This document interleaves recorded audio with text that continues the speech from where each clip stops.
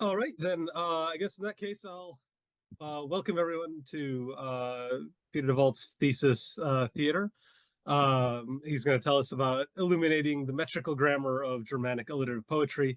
I've had a wonderful time being a co-advisor with James on this. It's a super interesting project, ranging.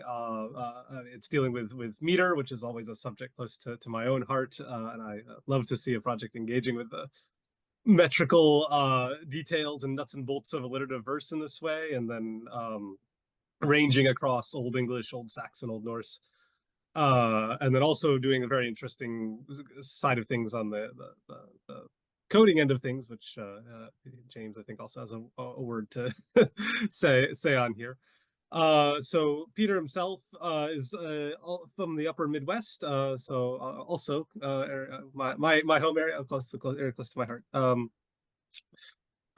He works at a healthcare software company when he's not doing Germanic alliterative meter, working on applications for clinical genomics.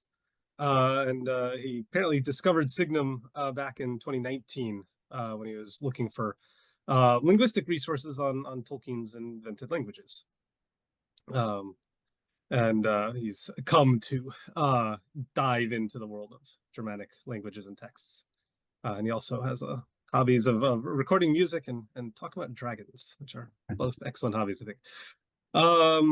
So that's, I think, a good intro from my side. James, I'll turn it over to you for a quick word. Yeah, and I'm going to apologize. I'm going to have my camera off for this because be blowing my nose into the slide. You don't all need to see that. okay, well, yeah, so the music and the software obviously overlaps that are dear to my heart as well.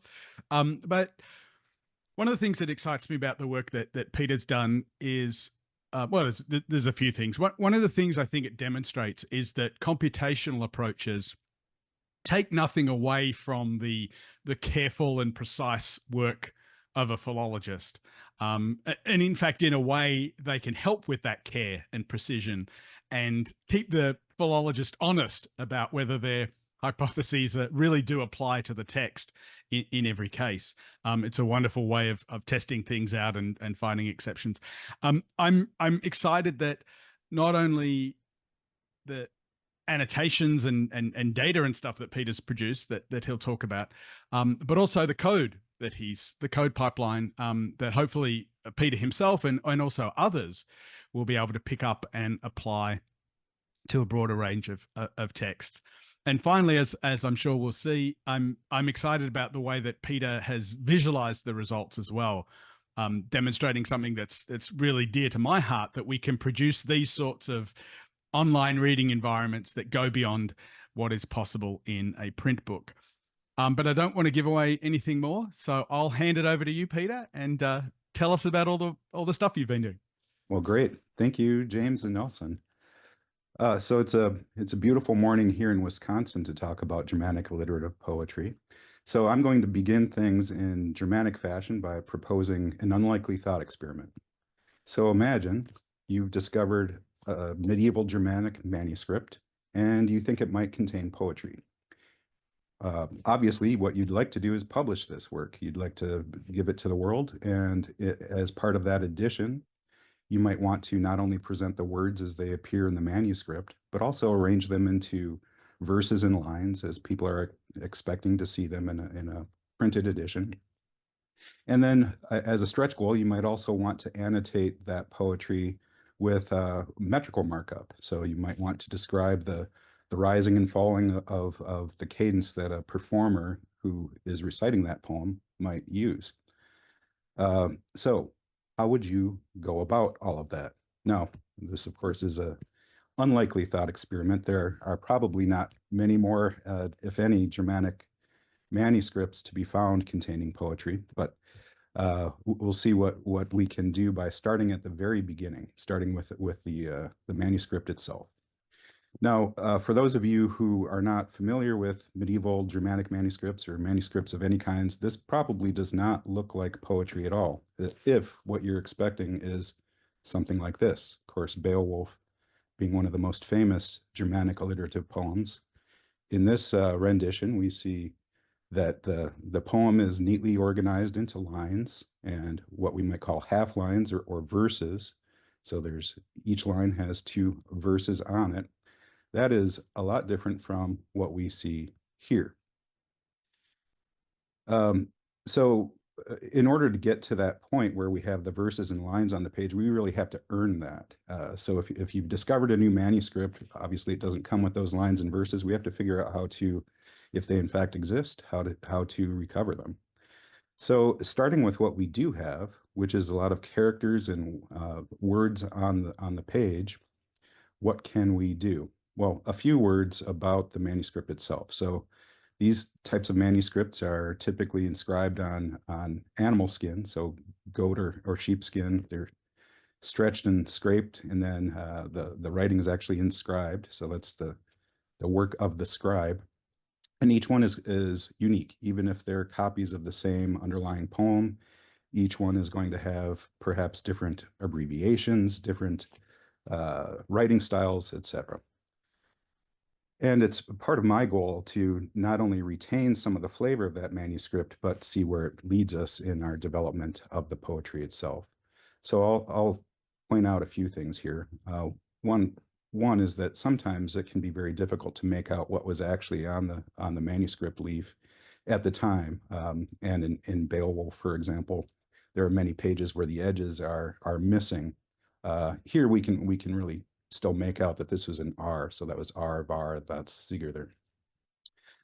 But then we have things like these abbreviations or brevigraphs that are shorthand for the scribes, so they didn't have to write out every single letter. Now, this manuscript happens to be a leaf from the Codex Regius, an Old Norse manuscript from the 13th century that uniquely contains many of our Epic poems. We don't know that at this point in the thought experiment, however. But I will point out that in the Codex Regius especially, there is broad use of these kinds of abbreviations. And so one of the things that we're going to want to do for our edition is expand those out so that the full spellings of the word are available. So in Martha Stewart fashion, I have such a thing in the oven where I've transcribed and normalized to a large extent the letter forms that were on that manuscript, and I've expanded many of the abbreviations. So if we, well, that's interesting. In zoom mode, my hover does not work. What we should be seeing, it just doesn't work in expanded mode. As I hover over these transcriptions of these words, we see the original spelling. So I've retained that spelling. I've retained where on the page the different line breaks are. So this is a reasonable rendition of what we have on the manuscript page or the leaf itself. Now, given that we have, and I've of course skipped past a certain amount of work here, and I'll continue to do that. Given that we've got some words on the page now, the next thing we might want to do is try to understand this poem. Where are the nouns and the verbs, and which pronouns and adjectives agree with which nouns, etc. So I've done that. I'm showing here a simplified part of speech. So we've got things like subordinating conjunctions, nouns, and then for verb forms, I've gone a little bit further and described whether it's a finite verb or participial form or an infinitive. So that's part of understanding the poem. And then we can start to see how these words are combined into clauses, excuse me, into clauses. So here I've indicated where clauses begin. And we've started to understand the poem in Old Norse. In addition to the part of speech tagging and the morphosyntactic analysis that can accompany this, I've just done the bare bones of it here. We can also categorize each of these words according to a word classification. Word class basically bins every word into one of three categories or one of three classes. So a word is either a stress word, and a stress word is things like nouns and adjectives that almost always would have stress in any poetic context. So stress words on the one hand, and clitics on the other, which what distinguishes a clitic from other words is that they have a syntactic dependency typically on the following word. So that's common with things like prepositions, where vith, trigdom, the preposition belongs with the noun that it's in apposition to, preposed to rather. And then particles, the ones marked with a T here, those are basically everything else. So we have stress words, again, words that in any poetic context are going to receive some kind of stress, clitics that belong with typically a stress word, and then particles, which are everything else like conjunctions, articles, pronouns, etc. Now, one of the next things that we are trying to do is organize these words into poetry. And given that it's alliterative poetry, we're going to need to take a look at the alliterative potential of the different words. So alliteration is the repetition of word onset sounds. So in the word Sigurður, which is a name, the alliterative symbol is S. Same with Sati.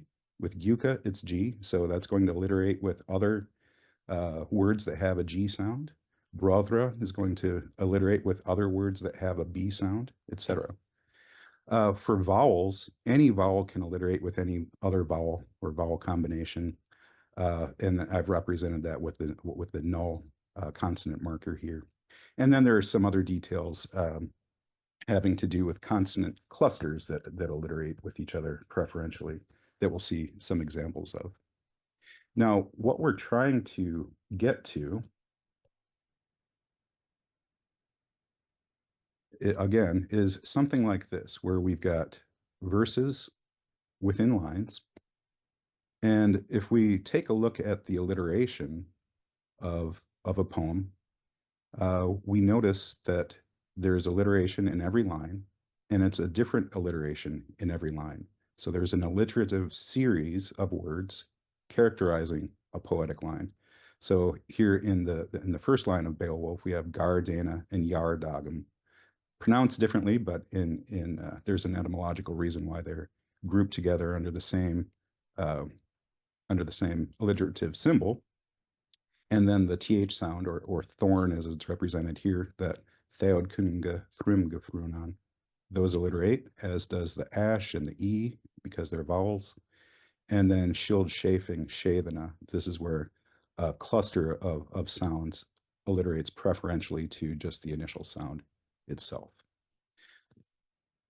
Now, the key to this is, as you'll notice, many words alliterate with others. There's only so many sounds. So the key to really finding the structural alliteration here is to note that not every word is equally likely to participate in structural alliteration. So let's start over here. I'm going to successively outline or highlight the alliteration of the words on the lines as we see them in the manuscript. So starting with the stress words, those are the ones we most expect to alliterate. So we have Sigurður. Now we're looking for another S. We don't see one. Sometimes you need to dig a little bit below the stress words to find the other words that are going to alliterate. So here we've got an S alliteration. Now if we back up a little bit, later on we've got a G. We don't see any other G's, even if I bring up all of the particles and clitics. But we do see another V. So we're starting to see the beginnings of some alliterative series. And here's another one with the T's and Tok, Trigdom, Tveya. Now, the key to this is if we go back to Beowulf, we see that in every line, the line consists of all the words that have that are part of that alliterative series, and then some words before and or after that alliterative series. So how do we decide which those are? So once we think we've identified the alliterative series for all of the poetic lines, I'm just now simplifying this so we can just look at a few lines at once. Every word of an alliterative series is going to belong to the same line. So we know that Sigurður and Salti are going to belong to the same line. And we know that Volsinger and Veget are going to belong to the same line, etc.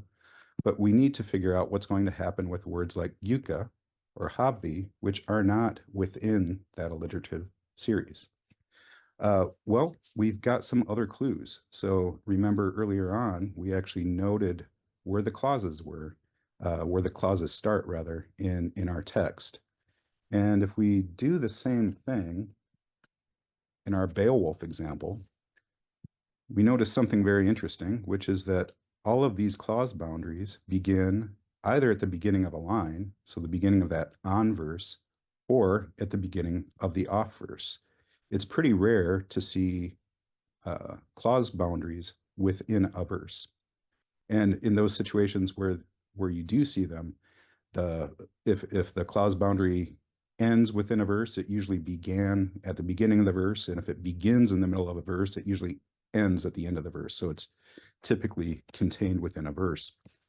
Now, applying that observation here, looking at those clause boundaries, and I'll give you one other key too, which is that clitics almost always, and perhaps always, at least always in my sample corpus, clitics always go with the word that they syntactically depend upon. So if there's a clitic like this bulk here with mathema, we're going to see that always will stay in the same verse, in the same line as the word it depends on. So armed with that knowledge, here actually is an example where the clause begins in the middle of a line, but that's all before the first alliterative series. So we're going to say that all belongs to the same line. Looking at the next alliterative series, starting with V, the question is, where does Gyuka belong? Well, there is not a clause boundary between this series and that, so we're going to say the new line begins with V, and then Gyuka belongs with the previous line. We're going to do the same thing in successive lines so that we end up with something that looks like this. What I've done here is rearrange things so that now we're looking at poetic lines. So this is no longer the manuscript lines. These are the poetic lines. And there is still one big difference between these lines and what we saw in Beowulf. In Beowulf, we saw each line was broken into 2 verses, and we still have to do that. And now the way we're going to do that is very much like how we extracted the verses from the manuscript lines to begin with. We know that, we look at Beowulf again, there's always one alliterating word in the on verse and one alliterating word in the off verse. There may be 2 in the on verse, but there's never 2 in the off verse. So given that, anchoring ourselves here on the last word in the series, we know,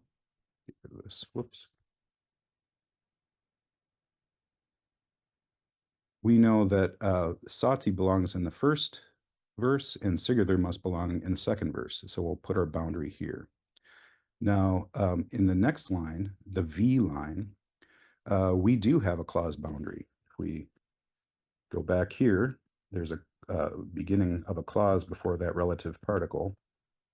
And so that's where we're going to put our verse boundary. In the T line, we've got 3 alliterating characters, or words rather. So the third one has to belong to the second verse, and we'll put the boundary right there because there's nothing else in between. Same here. Now here we have a clitic, where ok, which is the word for and in Old Norse, that needs to go with mathema. So that means, and then Hanum does not depend on mathema. So we're just going to put our boundary right here. and we'll continue on in the same way. And here's another clitic. So that's, in a very small nutshell, how we recover the poetic lines from the manuscript lines. And then we end up with something like this that looks a lot more like what we saw with Beowulf. So now we're really getting somewhere. But besides showing the poem in verses and lines, which is what you would often see in a printed edition, we wanted to go further. We wanted to do a metrical analysis of this poem and arrive at what you might think of as a stress contour for each line, indicative of how somebody reciting the poem might stress particular words to produce the effect that the poet was originally intending. Now, if you're familiar with meters like iambic pentameter or something more modern, the Germanic alliterative meter is very different from that. It's not nearly as regular in the same way. There are very much regularities, but the way we arrive at the meter for a given line is very different. Now, I won't go into all of the theoretical approaches to determining the scan, the meter of the poem, but I'll point out that there are a couple of common ways of doing it. Go back to my slides here. And if we consider one verse from Beowulf, so this Nicht Beaue Mast, that's night evil, the greatest night evil, talking of Grendel here. One way of analyzing this in terms of meter is to, first of all, break that down into syllables and then analyze that first Nicht as being a stress or a lift, and then Beaue is a half lift followed by a dip, and Mast as a lift. So this type of scansion positional analysis, you're looking for where the highest stresses are and the lowest stresses, and how that contour follows the syllables.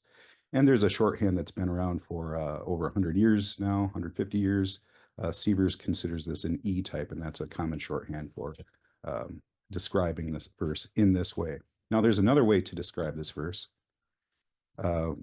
which is according to word-foot analysis, where what you're looking for are patterns of stress that are representative of prototypical words in the language that the poem is written in. So without going into too much detail here, SSX and S are two word feet common to Old English as well as the other Old Germanic languages that describe a prototypical Germanic stress contour for a word. And in word-foot analysis, one of the goals is to fit these words, to overlay them on top of the syllables as we find them in the poem.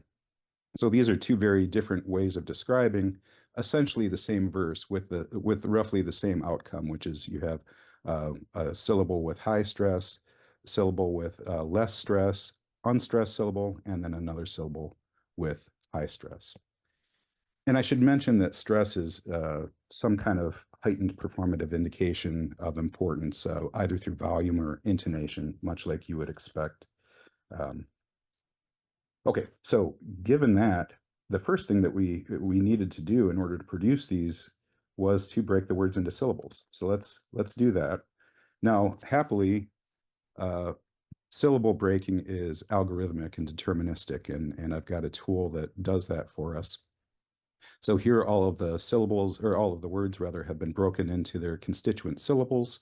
And I'm going to, and in addition to breaking them into constituents, each syllable is assigned a weight. Now I've represented weight here with color because I'm running out of dimensions to represent all of this information, but many different ways that could be represented. So here, the dark blue is what's called an over-heavy syllable. Light blue is a light syllable, and in black, the black are the just regular heavy syllables. And you determine that heaviness or that weight by counting up basically the number of sounds within the the syllable after the onset. So the onset's responsible for alliteration. The rest of it is responsible for the weight of that. And later on, that weight, I won't get into too much detail here, but that weight is going to play a role in determining whether a single syllable can fill a stressed role in a verse or whether it needs to borrow additional weight from a neighboring syllable. So that's going to be important in actually performing the metrical analysis. What I'm going to show here is not actually how you perform that analysis, but what it looks like once you've done so. There are many tomes on the methodology by which you can arrive at the stress contour for the verses in a Germanic alliterative poem. And here we're seeing the outcome of that. And the way I've represented this, a couple different ways here. On the one hand, I've used letter height, perhaps not the best method, but one that was still available to me given the other dimensions of information already taken up.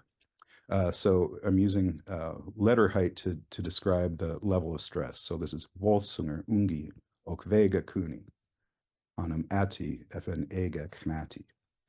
And then they're also described, in this case, by their Sievers type. And then there's some shorthand that describes syllable by syllable, what's actually going on with that stress. And we don't need to delve into all of those details here. So that's the end of the thought experiment. Now, in having done all of that, I've really outlined what I've done in my thesis, which is all of those steps for 5 different manuscript sections. And what I've done is, first of all, I've started with the manuscript and I've produced an annotated document. And that's a TEI document. I'll talk about what that means in just a moment. That's a text encoding initiative document. So standard type of representation. Then I took that document. That was all manual work, by the way, and there's a lot of it as anybody who's tried to do this kind of manuscript representation knows. And then we lineated that. We took the words on the manuscript lines and we put them into poetic lines and verses. And ideally, there's going to be an algorithm for doing, or there is an algorithm for doing that. This is going to be coded in subsequent versions of my work here. Today, that's partially manual, so that lineator is yet to come. Then we broke the words down into syllables, and there is a tool for that, so that's taken care of. And then you can manually add the details about the metrical scan, but I've also created, if you happen to have all of the scansion in a spreadsheet, for example, like the spreadsheet I got from Jeffrey Russom for his work on Beowulf, you can import that scan rather than manually documenting all of the lifts and dips in the word feed. And then finally, there's a tool to generate display documents or what we've been looking at. So in fact, in all of the examples that I've shown so far, we have not been looking at the documents themselves. We've been looking at renderings of those documents. So when we're looking at this here, we're not looking at the document itself, we're looking at a rendering of it. And there are many possible renderings, this being just one of them. Now, what I've endeavored to do is at each stage of this document annotation, I've retained all of the information from the previous stages. So at the end, we end up with this analyzed document that has all of the annotations from the manuscript, including where the original manuscript lines and pages began, all of the line and verse documentation, the breakdown into syllables, and the analysis into either metrical positions or into word feed. And the corollary of each of these new document types containing all the information from the previous is that you can take any document and revert it to an earlier stage. So if somebody presented you with an analyzed document, but you wanted to redo that analysis, you had a different theory of metrics that you wanted to apply to the poem, you could scrub out the analysis and start over at a different level. Now, so let's actually look at those documents.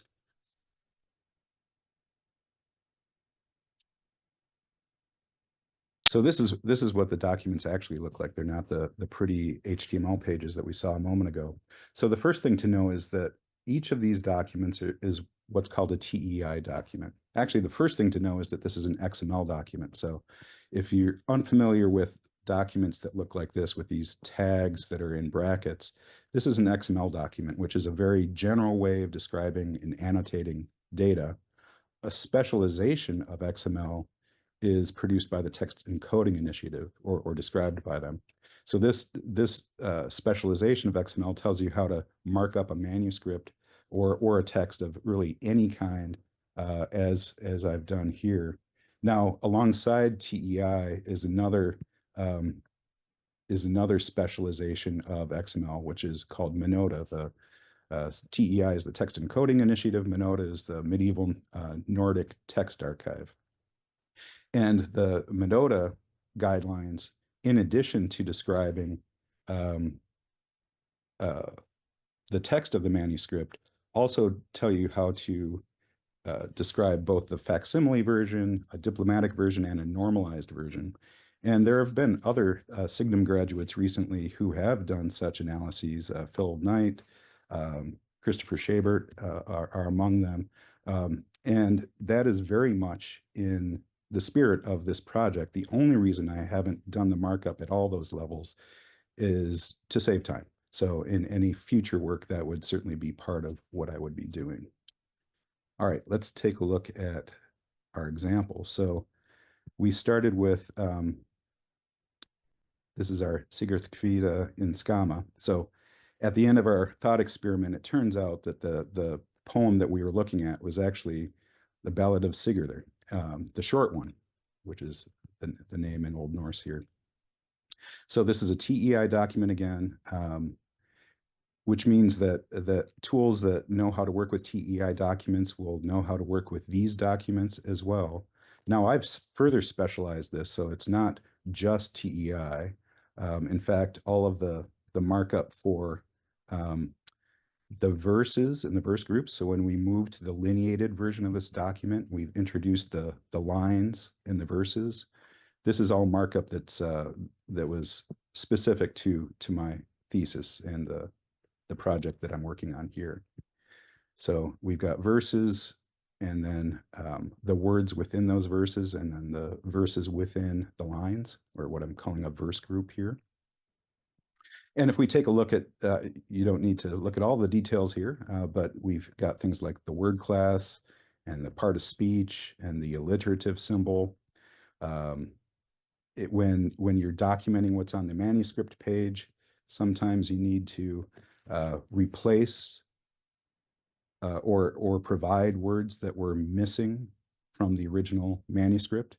So over the centuries, people have determined that some words may be incomplete. There might be scribal errors. So for example, most renditions of Beowulf take this errol here and amend that to erolas.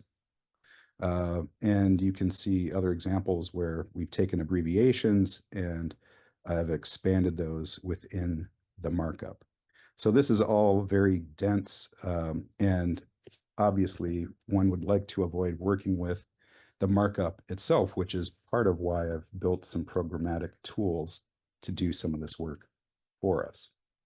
I'll also point out a couple of other interesting things. When you're marking up words, I had to decide how to model things like compound words. Now, there are other ways of doing this, but the way I've done it is to correlate words one with the other using these attributes here. Oops. So this is compound word 1 for Theodkunga. This is compound word 2. In Old English and Old Saxon, you have unstressed prefixes like the ye or ge, and I've indicated those here with the prefix correlator attribute. And if that is uninteresting to you, that's just fine because it's all hidden in the XML, so you typically don't have to worry about it. Oops, let's see. But that's what's hiding in all of this markup. And then when we move to the syllabified version, we're gonna see some more structure here. So now all of the, if I take a look at a line broken up into its verses, each verse still has words, but now the words don't contain the text. That is now contained within syllable markup.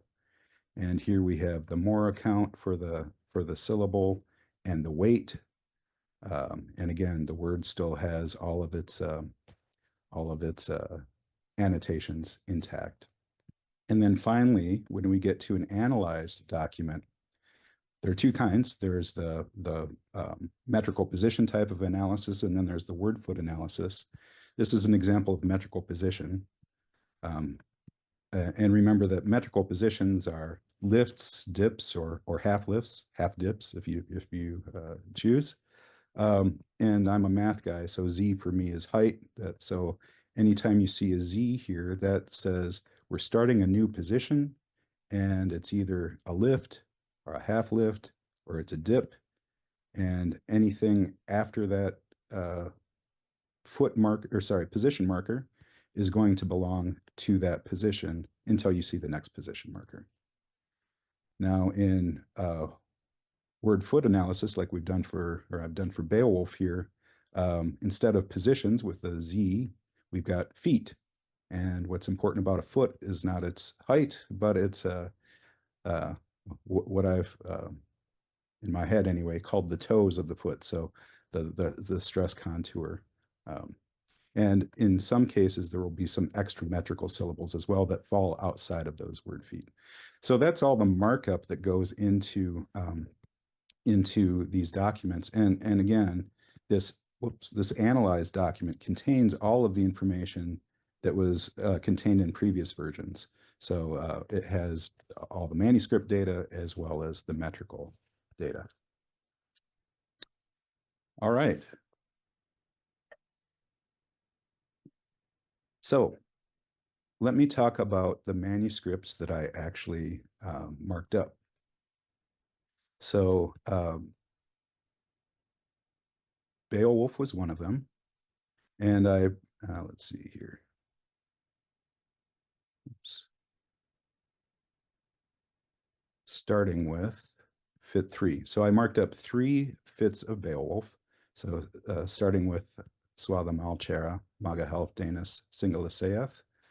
And as you can see, if you've not examined the Beowulf manuscript before, there's a lot of damage to this manuscript. So there's a lot of places where that structure for emendations and replacement of words has to be brought into bear.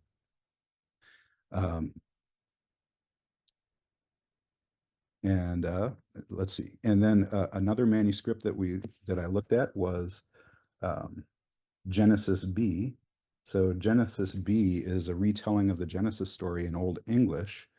Or Genesis is a retelling of the Genesis story in Old English, and Genesis B is a portion of the Old English Genesis that Edward Sievers, in a kind of early coup for Germanic philology, in looking at the poetry, determined that it was probably a translation of an Old Saxon original. So what I've done is I've marked up the Old English, and it turned out, by the way, that Sievers was exactly right.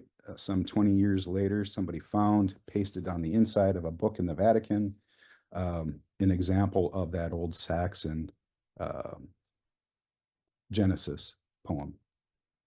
So in this case, the overlap here is this overlap section tells the tale of Adam and Eve realizing that they've sinned against God and they've been kicked out of heaven, and they're realizing that hell's not a very pretty place. And then one of the other texts that I worked with was the Heliond, which is an Old Saxon continental text. In this case, it's a retelling of the gospel stories, but in a Germanic context. So instead of Jesus the carpenter, you have Jesus the Thane surrounded by his Gedrecht, and he does heroic things. So this is actually telling the story before Jesus the Thane comes to earth. of Joseph finding that his wife is pregnant, thinking he might want to ditch her because he knows he's not the father, but Gabriel comes down and tells him, nope, this is all as it's supposed to happen, and you're going to take good care of your wife. Joseph says, maybe, and Gabriel says, no, really, you're going to take really good care of her. So that's what's happening in this Halion section. And then the largest one, the so-called Singular in Scama, the short version, is several pages of very dense, highly abbreviated text. And although this is kind of translated as the Ballad of Sigurður, it's really more about Gudrun, and there's a lot of speech of Gudrun's in this poem. The last thing I'll point out is that in addition to the documents and the method for producing these documents, there is quite a bit of code that goes with all of this. For example, the code that breaks words into syllables based on the phonetic characteristics of the words, the tools that render the XML documents into HTML, etc. And all of those are available on a repository in GitHub. So those of you who code yourselves, you can go find this GitHub repository. And it has not only all of the texts that I've documented, as well as the display versions of those in HTML, but all of the code as well. Now, one of the exciting things about the code is that all of these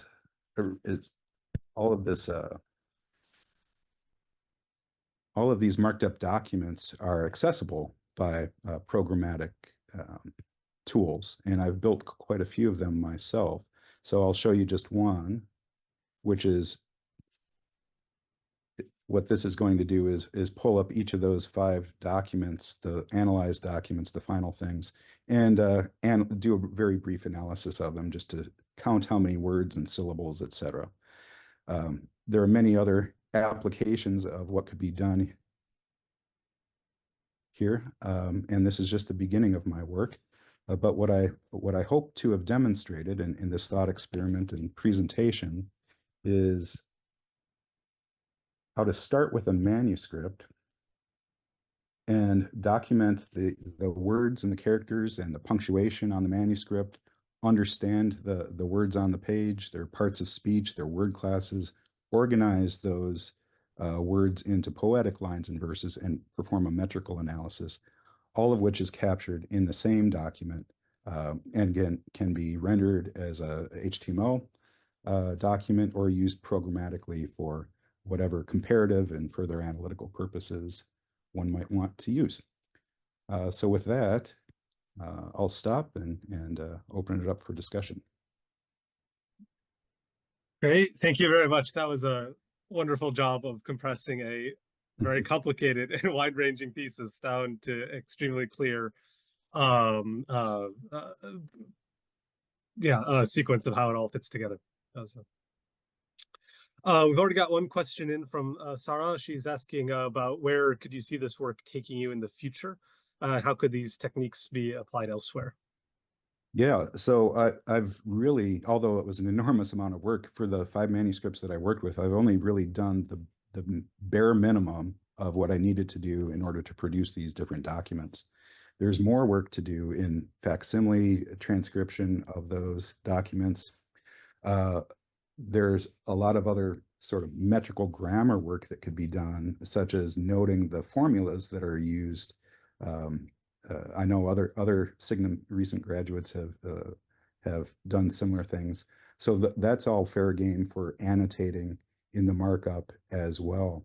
And then on the programmatic side, what I'd like to do is go beyond sort of the pretty basic display renditions that I've shown here, where there's a lot of information packed in, and develop an object model that people could use to do comparative work across different poems, and keep people from having to spend time actually in the XML, because as you saw, it's incredibly dense and it will drive you blind. It has driven me nearly blind.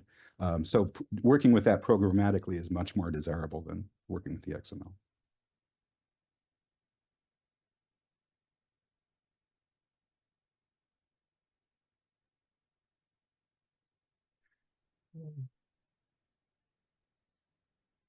You can see if we've got other questions coming in.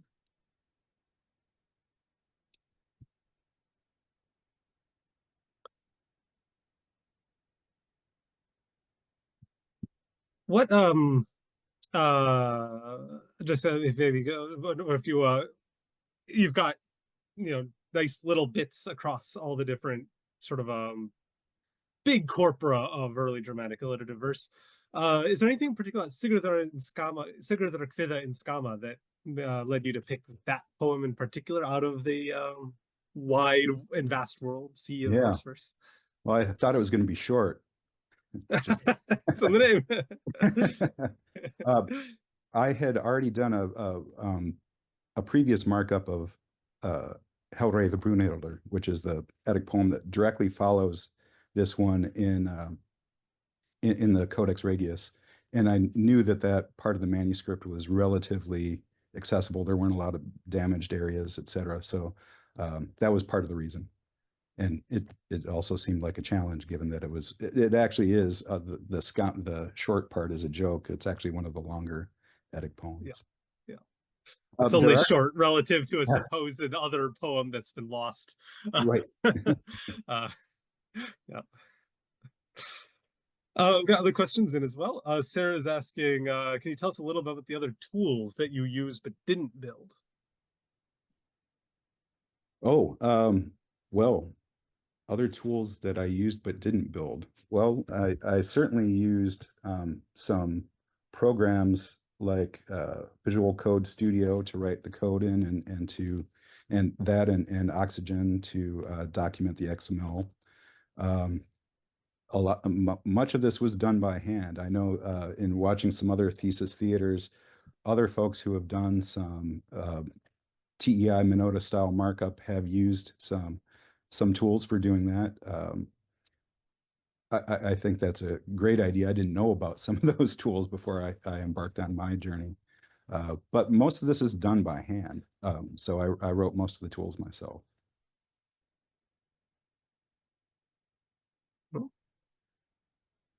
And Sarah's asking if you've got any advice you'd offer thesis students who want to do a language-based study.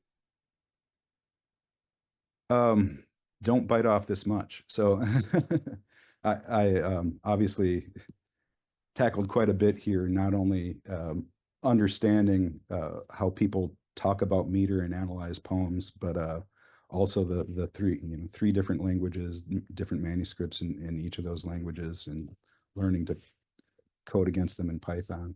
I would say keep your scope small.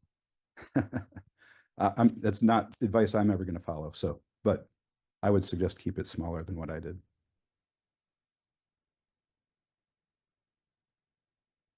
I think that's often good advice. I mean, scaling in research projects is always just one of the big challenges. It's so easy for things to, Well, so I always want to do so much. You got, it's the temptation is always there, but it's time and energy are absolutely always against us. And one of the reasons for the breadth of this was I did want to do something that didn't apply just to Beowulf or just to a particular poem, but one that could really be applied to the entire corpus of medieval Germanic poetry. That's actually I didn't say that at the beginning, but that is one thing I really appreciated about your approach, because there are so many, especially in the 20th century, there was a really kind of a vogue for writing books that were purported to be this vast scope of, like, early Germanic meter or Old English meter even, or whatever its exact scope, and they're really pretty much 100% Beowulf, right? And just Beowulf, which is great. Beowulf, I love Beowulf. It's very interesting. It's a nice, sizable poem in itself. It's, I can see why it's that, but it's really nice to have that perspective. That's why Zephyr's did it. He didn't. I mean, he actually did use Beowulf as a test thing when he was getting going, but he quickly went way beyond Beowulf. And Here's an that interesting sort of example. Germanic philology kind of approach. Yeah. Here's an interesting example of that. People may be familiar with Kuhn's so-called laws about where particles can go in that word classification, where particles can go relative to where a clause begins. And they were described as laws for a long time. Of course, they really only apply to Beowulf extensively, but it turns out that it's not just part of that poet's metrical grammar to obey Kuhn's laws. Algorithmically, at least obeying Kuhn's first law, so keeping all those particles up towards the front of the clause, makes the lineating algorithm, whether it's in your head or in the computer, makes it much simpler computationally. There's less backtracking. So there's actually a really good reason why that kind of regularity might have come up in the poetry. Yeah. And Sarah's asking, which courses at Signum set you on this path? Oh, all of them. So so the Germanic philology program, for those folks who aren't part of Signum here, is really quite good. So I learned with Nelson and some of the other instructors, Old Norse, Gothic, Old Saxon, Old English. Gothic doesn't have any extant poetry in it, but the other three languages certainly do. So there's not only the languages, but also translation, where we translated all of Beowulf. We translated the parts of the Poetic Edda and the Heliond, and as well as looked at how those languages have a common origin and how they diverged through sound change over time. And of course, many of the things that are interesting about meter in the different language traditions is you can watch how those sound changes actually modify how people fit the syllables together to form the metrical structure. So at the end of several years of taking all of these classes, it all does quite fit nicely together. We've also got another question coming in whether your approach can be extended to other medieval poetry, such as those written in Latin or Old Spanish, etc. I think it probably could to some extent, although I would hesitate to try to do so, because especially, well, the manuscript markup piece of it should be the same, regardless of whether it's alliterative poetry, rhyming poetry, or not poetry. The lineation process is going to be very different, and everything subsequently is going to be very different. What's considered meter and how meter works in Latin poetry is night and day from how it works in these examples.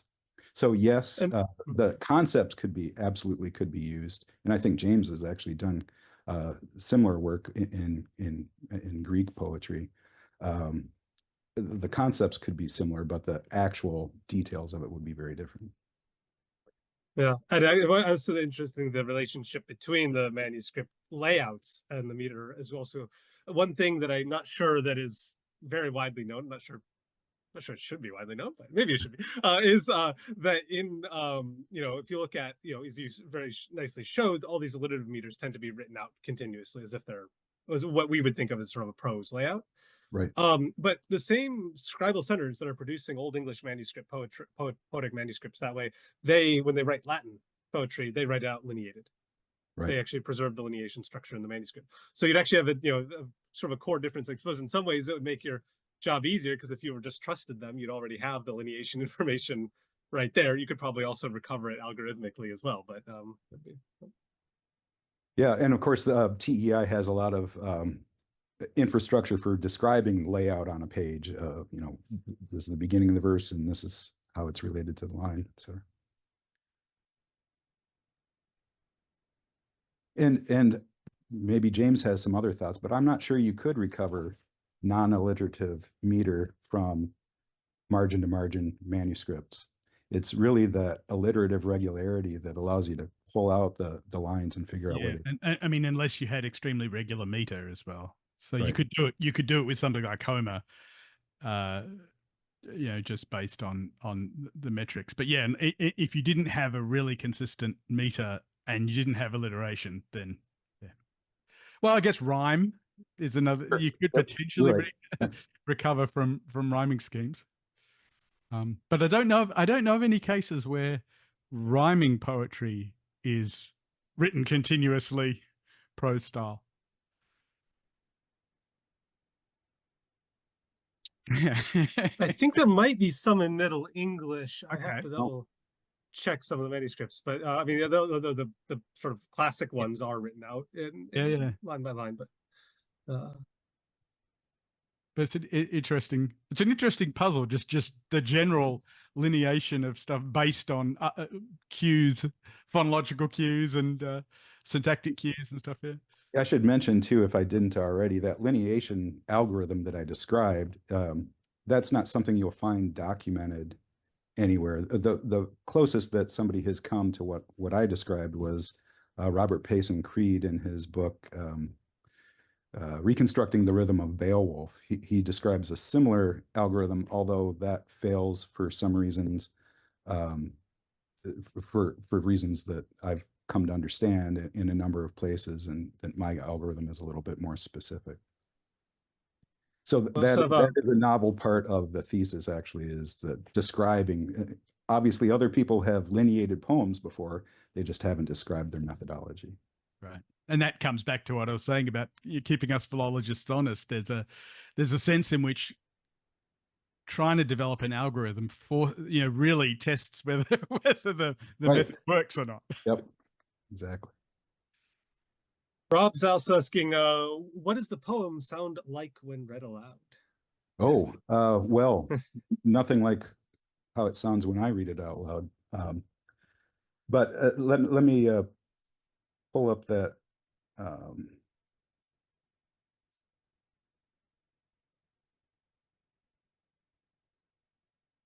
Actually, okay, so here I've tried to, using height of the letters to describe the relative stress of the words. So Volsinger ungi och vega kuni, hanum ati efan ega knati, sigither in sudroni, lagli sperth nekvith, maki malfan, imedal vera, etc. If I'm lucky, somebody from 13th century Scandinavia would understand some of what I said there.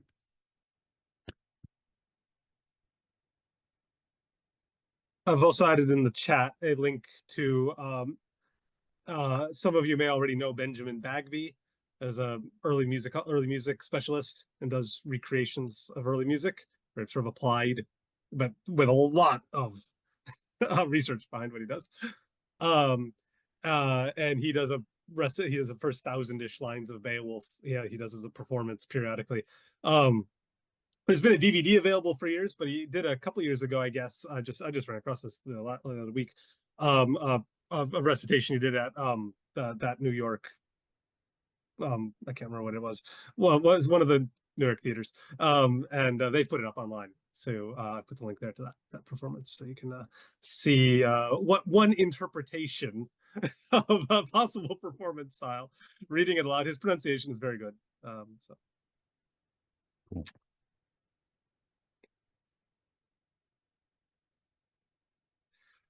I think that might be about it for questions, and we're coming to the end of the hour as well. So I think maybe we can wrap things up here. I'd like to thank Peter again for a fantastic thesis and a fantastic thesis theater. Thank all of you for attending and asking questions. Well, thank you both, and thank you everybody for attending. There's more people than I expected Saturday morning. Oh, wonderful way to spend a afternoon for me. But yeah. Yeah, really wonderful work, Peter. Thank you. All right, I will end the webinar now. Thank you all again, and take care. Cheers.